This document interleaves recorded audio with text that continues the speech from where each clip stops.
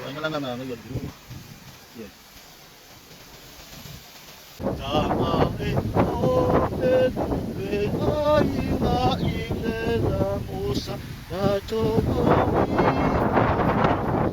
lima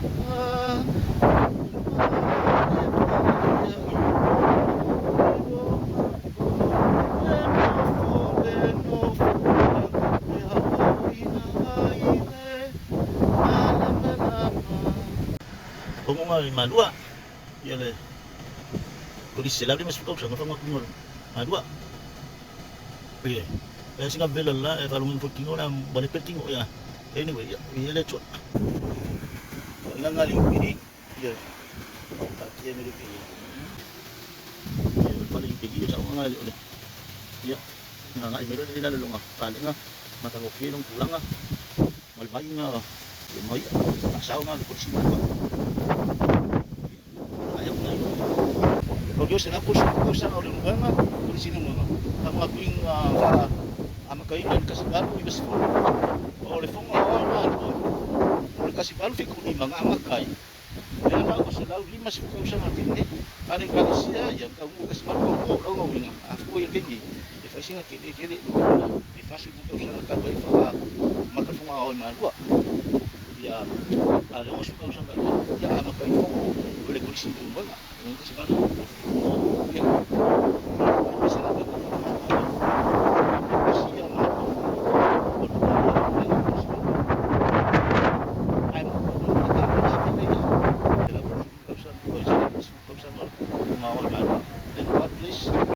madua masuk udah kau ini saya nggak ikut madua makan masuk deh konggo boleh tapi naik ke selalu di kasih klub sana harus masuk klub sana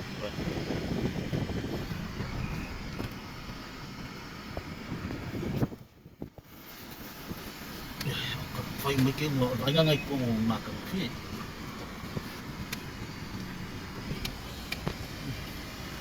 anh nggak makan sih tuh may tayo isa ko yun kawafia yun iya kumukumayo kang malo wala kumumay o kalisiya may kumipako iya pamating or man sila uli mas fukaw sa mga sila uli mas fukaw sa mga kung kita na dua ba ay nga isa nga ipong uli kalisiya ba nagkisi yung faling ang siya uli nga kasi mamukha nga rin, iyo. Kaya nga sila makamufi. Kung, iyo. Ya, alay. Kung paling nga yan, puli nga, yung makamukha nga rin nga, nakugi.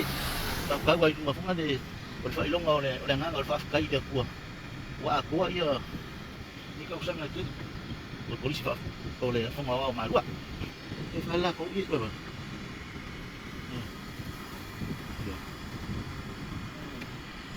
Iya. Yung gising nga puli nga. Puli nga eh.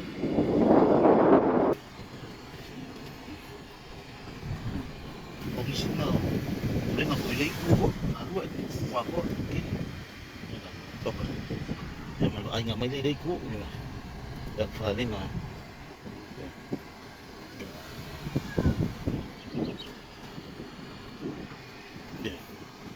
Ya. May ulik yun. Sa mga kamuflit na. Maawa. Ikay. Ya. Ay nga, siya ay nga. Hindi madwa. Sila ko nga, madwa. Ngayon, makamuflit. Kumakafaling nga. Ya, pinga ulik ko. Malumay yan. Ba? Kikaya na ba sis? Lalu dia masuk ke sana. Lalu dia fokus. Lalu dia masuk lagi. Maya. Ay. Maya. Tama wale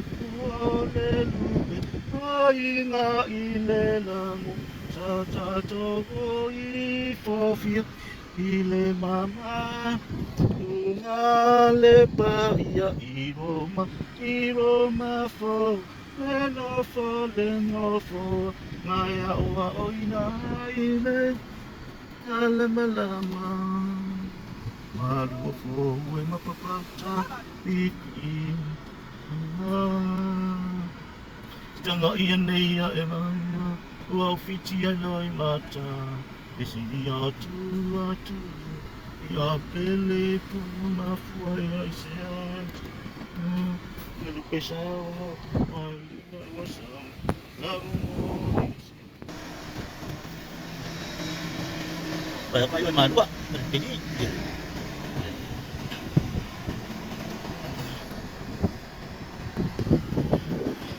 Sangat nyo nila ikuli. Ya, kita kamal ya.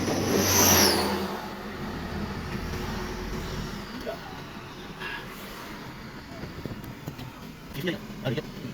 Jadi contohnya, untuk berapa nanti?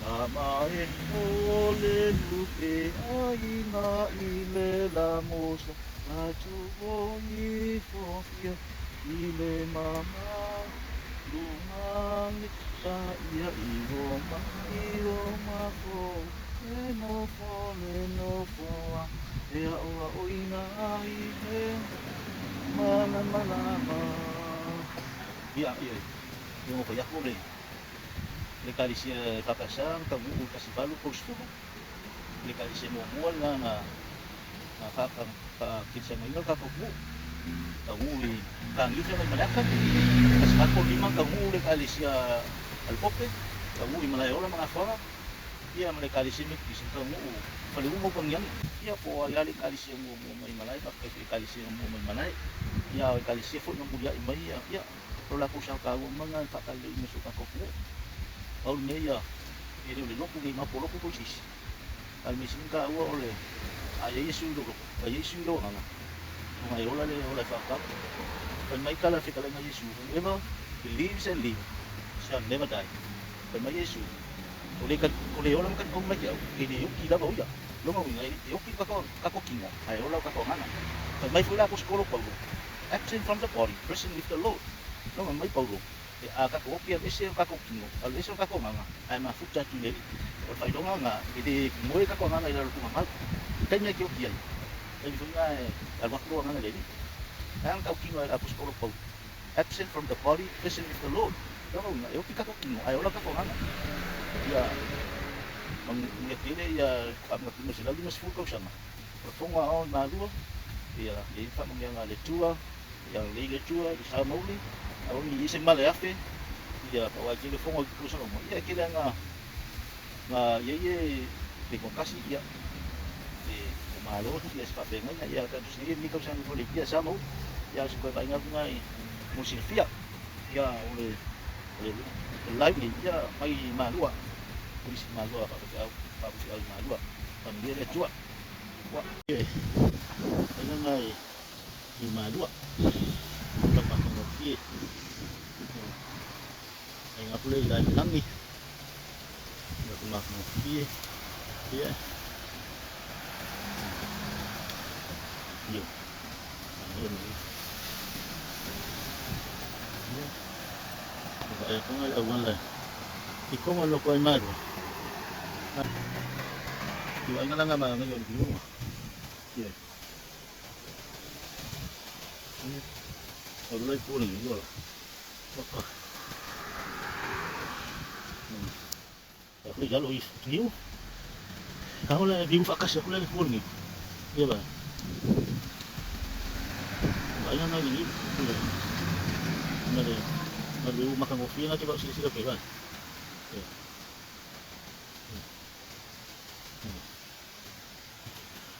kalau itu mas kurang malu oh ya kau wow apa mau sila pesan kau wow kau mau pakai pemuk sak oh solah kayo nga lupa hindi lupa umang yan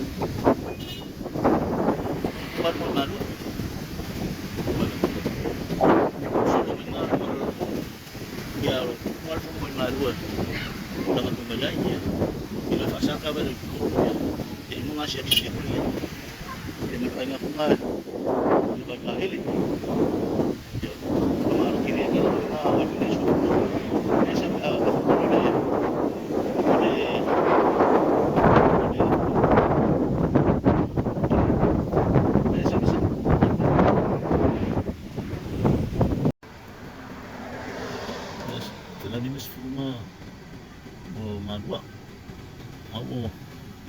kung mo umadwa ya.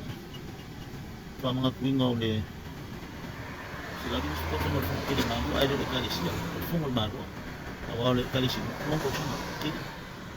Kasi baru fikudin man nga pabay de. Kasi baru kasi baru bas pabay rin kung sa lumban. Kung sila fiya kasi baru fikudin man. Maka le fungol kinimango. Dalaw sila din mas fukaw sa nga alam mo nga kung sa lumban. Kasi baru ko to. Dalaw sila kung yung kaw sa nga kung sa lumban kung sa nga. So ay nga ngay sila day. Ye marfimra nga ya ko kabali. Ye. Saya maka mo fi kay le for ikini kaw sa nga. Kay kalisia mi sa fungol mango. Iya itu memang ini. Nah, lalu mas kalau sama kakak punya oleh fungok kiri alif akasa. Ya, mau kiri kali sih. Boleh pak.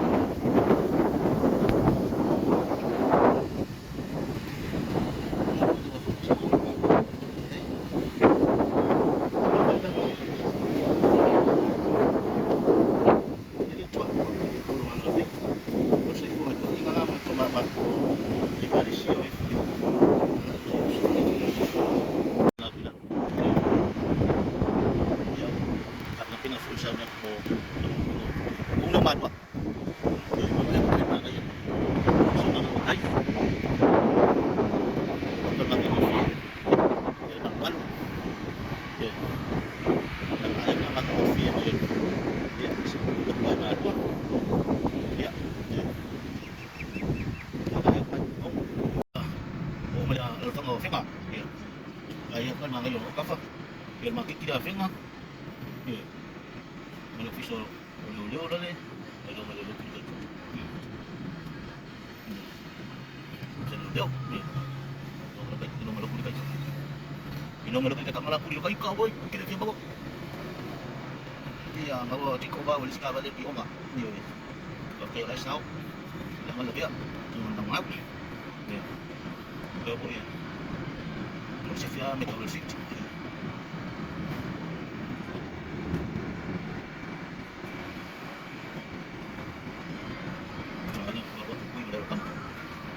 Kalau kamu lakukan memberat sih, walaupun sampai mana masih miapin na, yung oasis yan masay nga kaya. Kalau may kamu umiyak, kalau may desisi, kalau siya nga bunga. Kamu fiyo, wala maka kamu fiyo, mana fa kayo, mo fiyo bala, hindi ka bala. Tawang ang pifwa wala ko ide sa amli lay mo ni au stening mayo mo kan fa ka ko sa mo ang mga ngayon mo maka mo fiya wala sa kay fuli maro sa mo nakita man mo yung yang ko kuha iya le yung paling ningi o kay ako ay kan kalagi ko update kay ako eh o amin ni fa ngalo yung malama wala di ko kulay may kako mo fakas ako nalwengan nga social ifo pressure ya man yo iya maro kita ka ya ko mayo sa mo ya sila ko ma dia ko sa mo ulung ko kaya lepe because ya ikino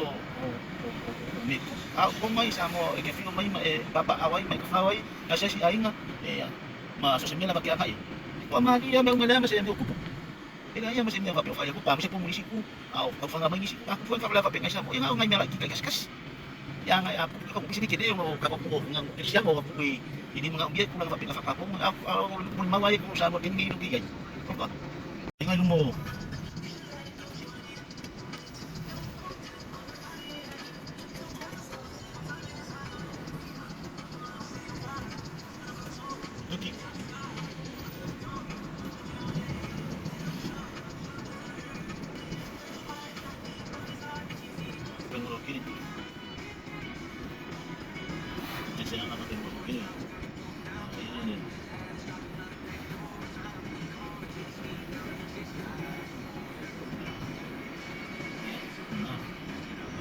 Anggap mal, kung mali, kulpa.